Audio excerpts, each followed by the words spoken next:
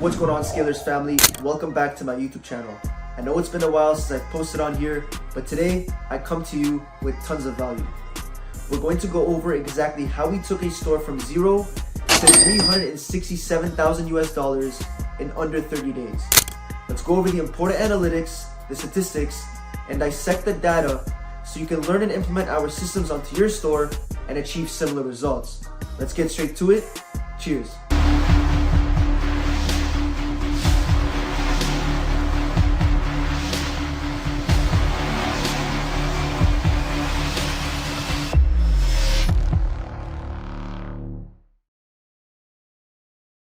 Alright guys, super excited to share this case study.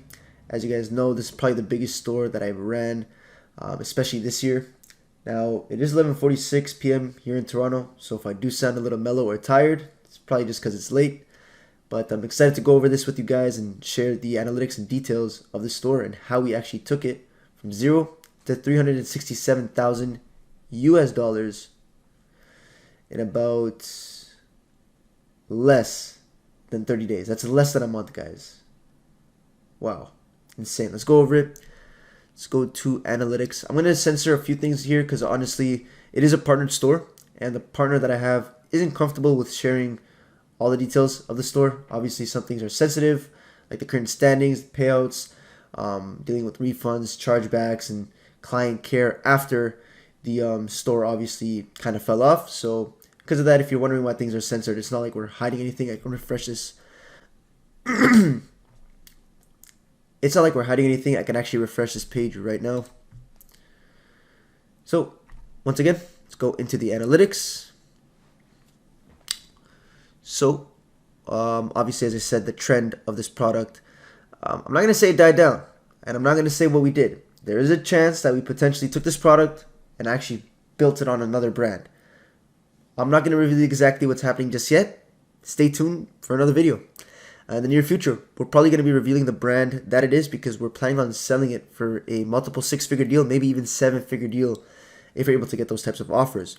But now, going into the data so you guys can learn, let's do it over the phase that I ran the product. So let's go September 1st till here. Beautiful. There you guys go. Amazing, crazy, insane.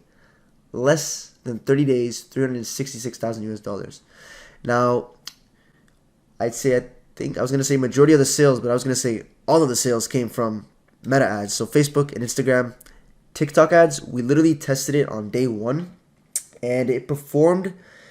Ironically, we actually found this product on TikTok ads and it performed decent. It didn't perform crazy. It wasn't significant. It wasn't the home run winning product. It performed decent at around maybe a 2.2x ROAS, return on ad spend. Now with that data, I was like, okay, maybe we can actually capitalize on it more on Facebook ads, right? Because it's the demographic that's a little bit older, as it has to do with anti-aging and wrinkle care. Now that wouldn't be the younger demographic, right? That would be the older demographic. So what does that mean? That means that we're going to obviously target Facebook/Instagram rather than TikTok.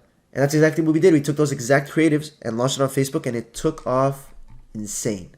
Literally insane. This little leap, this little lump right here, as you guys can see, that was probably the TikTok ads test, and then Facebook ads took it to this. This was literally just a payment problem on the ads account. Once we had that solved, boom. Unfortunately, it may have caused some sort of de-optimization in the ad account /pixel, which is why we are pivoting the way we are right now. Guys, now there's three things that I want to discuss with you in this video that's important that is being shown on this dashboard. Now the first one is the online store conversion rate. It's 5%. That is amazing. The average online e-commerce store has only a 2.5 to 3% conversion rate. I shouldn't say has only because that's the average. They're actually quite successful. But when it comes to trying to maximize on all the traffic that's coming into your store, that's when you're able to get those 4 to 7% conversion rates. We've got clients who hit 8% in a single day off of a $100 ad spend, which is insane and absolutely amazing to see as an agency owner, especially when they're your clients that joined you and they get that result within a month, right? So obviously we love to see that. Now, 5%. The add to carts were massive, checkouts massive, and purchases massive as well, which is what yielded this result. Now, another thing that's important is not only the conversion rate, but what we were able to do here. So yes, this is the top selling product, which will obviously censor. But this over here, priority fulfillment. This was a feature. I'll actually go ahead and check exactly how much we charged. This was actually a feature we charged $3.95 for. It was a simple upsell that let the client feel safe, feel more comfortable, feel assurance that their product is on the way with tracking and with expedited shipping. So because of this, we were able to get an extra $3.75 for 879 orders. Now I know that may not seem a lot, guys. I know that may not seem a lot. But when it comes to the grand scheme of things, that is a free just under 3,500 USD. 3,500 US is 4,883 Canadian. So we made a free 4.8K CAD for free, absolutely free. Now, what does that mean? I know that may not seem big in the grand scheme of things, but that money gets reinvested into the ad spend, which the ad spend was yielding anywhere from a 3 to 4x return. Let's say 3.5 on average. That 488 Canadian times, let's say 3.5, that's an extra 17 grand for free. Do you guys see the perspective you need to have as an e-commerce store owner? It's not about, oh, email marketing is bad, I'm only going to make an extra $2,000. No, $2,000 was technically free. If you guys follow the page, and by page I mean my Instagram page, at Ninos, Ninos, or at Scalers Automation on Instagram, if you guys followed any of those pages, you guys would have seen that we made an additional $5,000 to $6,000 USD for free using email marketing. That's insane. That actually leads on to my next point. The one flaw we had on the store is we didn't brand it enough to the point where we had a high returning customer rate. It was only 0.41%, which is not that bad, but it's not that great either. Now, don't get me wrong though, the email marketing was going crazy. As I said, 67,000 USD for free. That's around just under $10,000 Canadian for free. What does that mean exactly? That means that the email marketing flow that was actually kicking off and doing all that was the abandoned checkout one. Not the ones that, retarget the current customer, no.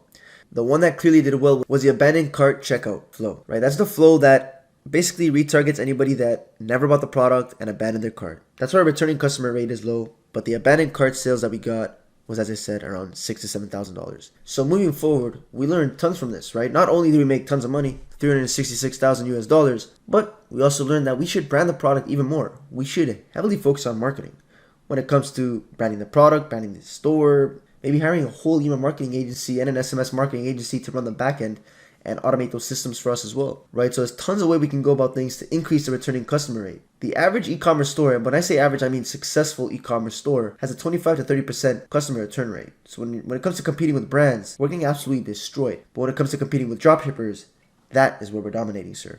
This is crazy. Less than 30 days, lives were changed. Partnership. This is possible. This is what can happen with e-commerce, guys. It's not faked. I've actually never seen this analytics page. It's crazy, but all in less than a month. Anyways, guys, I got one more thing to show you right here. Session by device type. Notice where all of our sales came from. The mobile phone. The mobile application of Facebook and TikTok. That is where all of our sales came from. And the ads that we were using was just simply using Facebook's algorithm, the AI. We're using Advantage Placement Plus, which means basically Facebook just targets whomever they think is going to buy. And ironically enough, as data never lies, all the sales came from mobile, which was what I used to preach to all my clients that were running TikTok ads. I would say, look, the desktop view doesn't matter. No one sees it on desktop.